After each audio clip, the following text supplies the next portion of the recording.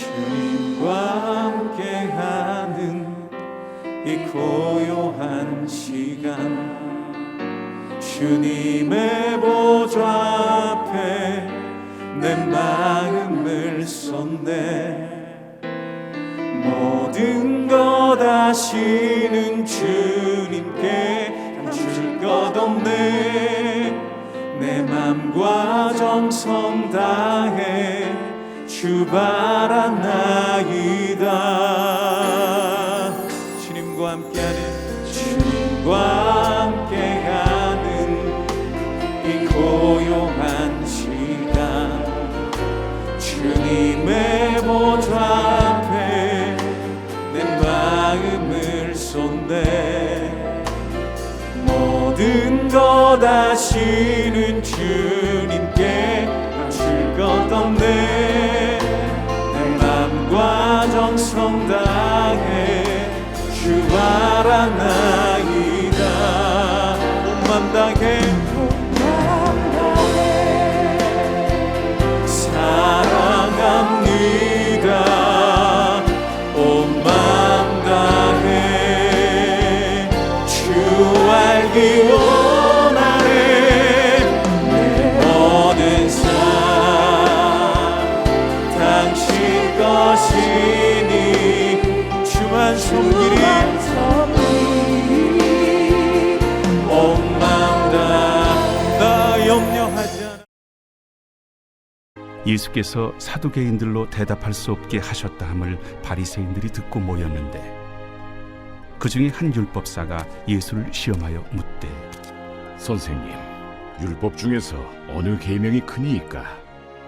내 마음을 다하고 목숨을 다하고 뜻을 다하여 주 너희 하나님을 사랑하라 하셨으니 이것이 크고 첫째 되는 계명이요 둘째도 그와 같으니 내 이웃을 내 자신같이 사랑하라 하셨으니 이 두 계명이 온 율법과 선지자의 강령이니라. 바리새인들이 모였을 때 예수께서 그들에게 물으시되, 너희는 그리스도에 대하여 어떻게 생각하느냐? 누구의 자손이냐? 다윗의 자손이니이다.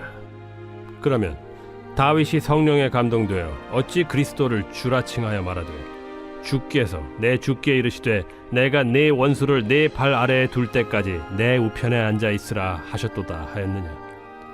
다윗이 그리스도를 주라 칭하였은즉 어찌 그의 자손이 되겠느냐? 한마디도 능히 대답하는 자가 없고 그날부터 감히 그에게 묻는 자도 없더라. 할렐루야! 오늘도 새날을 허락하신 성실하신 하나님께서 말씀을 통해 은혜를 새롭게 가득 부어 주실 줄 믿습니다. 우리는 누군가에 대하여 또는 무엇인가에 대하여 자신만의 생각을 가지고 사람을 대하고 무엇인가를 사용하죠. 아내와 남편에 대하여 어떻게 생각하고 있는지에 따라 배우자를 대하는 우리의 태도가 달라집니다. 자녀들에 대한 나의 생각에 따라 자녀들을 향하여 나오는 우리의 말과 표정도 달라지는데요. 용돈을 달라고 하는 자녀에게 평소에 근검절약하고 나름 규모 있게 시간과 물질을 사용하는 자녀라면 용돈을 달라고 할 때 그래 얼마가 필요해? 이만큼 주면 부족하지는 않고 그렇게 말할 것입니다. 그러나 주는 족족 어디에 쓰는지도 모르게 다 써버리고 심지어 이런저런 거짓말로 용돈을 타내던 자녀가 똑같이 용돈을 달라고 하면 일단 부모는 못 들은 척 하죠. 그리고 속이 부글부글 타오르기 시작할 것입니다. 돈에 대해서도 마찬가지입니다. 돈에 대하여 어떻게 생각하느냐에 따라 사용하는 기준과 방법이 다 다르게 되죠. 그러므로 우리의 생각과 판단은 누군가를 향한 우리의 태도와 행동을 결정하고 또 무언가를 사용하는 데 있어서도 생각과 판단에 많은 영향을 줍니다. 그렇다면 우리는 예수님을 어떻게 생각하고 있는지 되돌아보기를 원합니다. 그리고 하나님의 이 말씀에 대하여 어떻게 생각하고 있는지 생각해 보기 원하는데요. 오늘 말씀 묵상을 통해 예수님과 그리고 말씀에 대한 우리의 생각들을 점검해 보며 하나님께서 주신 하루를 이 은혜로 시작하기를 원합니다. 예수님의 가르침과 베푸신 기적들로 인하여서 예수님은 사람들의 관심과 주목을 한 몸에 받게 되셨습니다. 많은 사람들이 예수님께 나와왔고 그리고 예수님을 따르고 있었습니다. 하지만 당시 종교 지도자들은 예수님을 따르지도 않고 심지어 적대적인 감정을 가지고 있었습니다. 왜냐하면 예수님께서 비유로 가르치시는 내용들에는 종교 지도자들을 향한 책망과 경고가 들어있었기 때문인데요. 예수님의 말씀에 귀를 열고 있는 사람들에 반하여 종교 지도자들은 모두 귀를 닫고 있었습니다. 오히려 그들은 입을 열어서 예수님께 올무를 던지기 시작하였습니다. 바리새인들은 가이사에게 세금을 바치는 것에 대하여 질문을 하였고, 사두개인들은 부활에 대한 질문을 올무로 삼아 예수님께 던졌습니다. 하지만 그들의 질문은 그들 자신에게 올무가 되었고, 오히려 예수님의 대답으로 인하여 무리들은 예수님의 가르침에 더욱 놀라는 상황이 되었죠. 자, 그러자 바리새인들은 다시 모였습니다. 그리고 한 율법사, 즉 율법학자로서 율법 문제의 전문가가 한 명이 나서게 되죠. 올무를 던졌으나 실패했을 뿐만 아니라 더욱 자신들의 상황이 불리해지고 있던 상황에 나섰던 이 한 율법학자. 그의 이름이 성경에 기록되지는 않았으나 이러한 상황에 모인 그 바리새인들 중에서 나설 수 있고 또 나선다고 했을 때 말리는 사람이 없을 정도였다면 아마도 바리새인들도 모두 인정할 만한, 어쩌면 좀 나서줬으면 하는 그러한 사람이 나섰을지도 모릅니다. 이제 그가 나선다면 예수님도 걸려들 수밖에 없는 확실한 올무를 던질 수 있을 거라 모두 인정했을 것입니다. 그 한 율법사가 예수님을 선생님으로 부르며 시험하기 위하여 물었습니다. 선생님, 율법 중에서 어느 계명이 크니이까? 당시 유대인들이 지켜야 할 구약의 계명들, 그 율법들은 모두 613개나 되었다고 합니다. 어느 것 하나 빼어놓을 수 없이 중요한 계명들, 꼭 지켜야 할 율법들이 하나둘 쌓이다 보니 613개나 되었던 것이죠. 600개도 아니고 620개도 아니고 이 애매한 듯한 613개라는 숫자는 어느 것 하나라도 소홀히 여길 수 없는 어떤 무엇인가 뺐다가는 큰 논쟁이 일어날 그럴 수도 있는 율법들, 계명들이었을 것입니다. 그러므로 어느 계명이 크냐고 물어봤을 때 예수님이 어느 구절, 어느 계명을 골라도 문제가 되었고 고르지 않아도 문제가 되었고 모든 것이 중요하다고 하면 예수님은 특별한 분이라고 기대하고 있는 그 시선에 그 또한 평범한 분이구나라는 찬물을 끼얹는 상황이 될 것이 분명했습니다. 모든 이들이 예수님을 메시아, 즉 그리스도로 바라보며 따르는 이 상황을 끝내기 위해 율법사는 나름의 비장의 무기, 확실한 무기를 가지고 질문을 한 것입니다. 예수님은 이 모든 것을 아시고 다음과 같이 대답하셨습니다. 우리 함께 37절부터 40절까지를 한번 읽어보겠습니다. 예수께서 이르시되 내 마음을 다하고 목숨을 다하고 뜻을 다하여 주 너의 하나님을 사랑하라 하셨으니 이것이 크고 첫째 되는 계명이요 둘째도 그와 같으니 내 이웃을 내 자신같이 사랑하라 하셨으니 이 두 계명이 온 율법과 선지자의 강령이니라. 아멘. 예수님은 613개의 율법들, 그 계명들 중에서 한 가지를 고르지 않으셨습니다.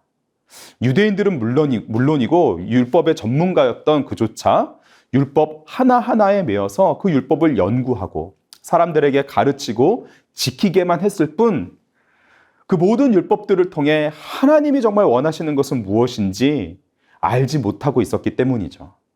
예수님은 신명기 6장 5절 말씀을 예로 들면서 내 마음을 다하고 목숨을 다하고 뜻을 다하여 주 너의 하나님을 사랑하라고 말씀하시며 그와 같이 둘째는 내 이웃을 내 자신과 같이 사랑하라고 말씀하셨습니다. 그리고 이 두 계명이 온 율법과 선지자의 강령, 즉 온 율법과 선지자들의 말씀들도 다 여기로부터 나온 것임을, 여기에 달려있음을 예수님은 말씀하셨습니다. 그렇습니다. 하나님의 말씀에 순종해야 하며 오늘 우리는 복음으로 살아가야 하죠. 하지만 말씀에 따라 살아가는 것 그 자체, 사랑이 없이 말씀을 지키는 것 그 자체는 그저 율법일 뿐입니다. 하나님을 사랑하되 마음과 목숨과 뜻을 다하여 사랑하고 그 사랑으로 이웃을 내 몸과 같이 사랑하는 것, 그 사랑에 기초한 순종이 하나님께서 말씀하시며 기뻐하시는 순종임을 우리는 기억해야 합니다. 성경에는 예수님의 이러한 대답에 야심차게 나선 한 율법사의 이 대답은, 예수님의 이 대답에 이 율법사의 대답은 기록되어 있지 않습니다. 그는 아무 말도 하지 못했고 그를 내세웠던 종교 지도자들도 이러한 예수님의 대답에 아무 말도 하지 못했던 것이죠. 자, 41절과 42절을 보시면 그러한 그들을 향하여 이제 예수님이 질문하십니다. 예수님의 질문, 너희는 그리스도에 대하여 어떻게 생각하느냐? 누구의 자손이냐? 예수님은 이와 같이 질문하십니다. 헬라어인 그리스도는 히브리어로는 메시아를 뜻합니다. 즉, 기름 부음 받은 자, 이스라엘의 구원자를 가리킵니다. 유대인들은 그리스도를 기다리고 있었고 다윗의 자손으로 오실 것이라고 한 하나님의 약속을 기억하고 있었습니다. 그렇기 때문에 바리새인들은 대답하였습니다. 다윗의 자손입니다. 예수님은 시편 110편을 통해 한 번 더 물으십니다. 다윗이 성령의 감동을 받아 메시아, 즉 그리스도를 주님으로 불렀는데 다윗이 주님으로 부른 그리스도가 어떻게 다윗의 자손이 될 수 있느냐라고 다시 물으셨습니다. 육신으로는 다윗의 혈통으로 오시지만 다윗의 주님으로 오실 그리스도는 다윗을 훨씬 뛰어넘어 하나님의 권세를 가지고 오시는 분을 예수님은 선포하셨던 것이죠. 다윗을 통해 세우신 통일 왕국 이스라엘, 그 이스라엘 왕국과는 비교도 할 수 없는, 그것은 그저 그림자에 불과한 하나님의 왕국, 하나님의 나라, 그 나라를 위해 오신 분이 그리스도임을 예수님은 선포하셨습니다. 46절을 함께 읽겠습니다. 한마디도 능히 대답하는 자가 없고 그날부터 감히 그에게 묻는 자도 없더라. 아멘. 주 안에 사랑하는 성도 여러분, 오늘 말씀을 묵상하며 하루를 시작하는 우리 자신에게 질문해 보기 원합니다.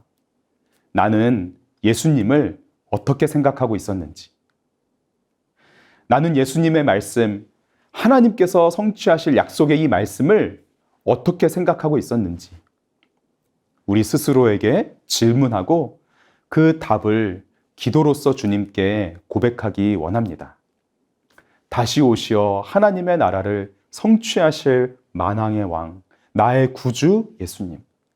예수님을 통해 보여주신 놀라운 사랑에 마음과 뜻과 정성과 힘과 목숨을 다하여 하나님을 사랑하며 그 사랑으로 이웃을 사랑하는 삶으로 우리 말씀을 대하기 원합니다. 이러한 사랑으로 말씀을 살아가기 원합니다. 하나님을 사랑하고 이웃을 사랑하는 삶, 우리의 삶을 통해 온 세상을 다스리시는 하나님이 보여질 것입니다.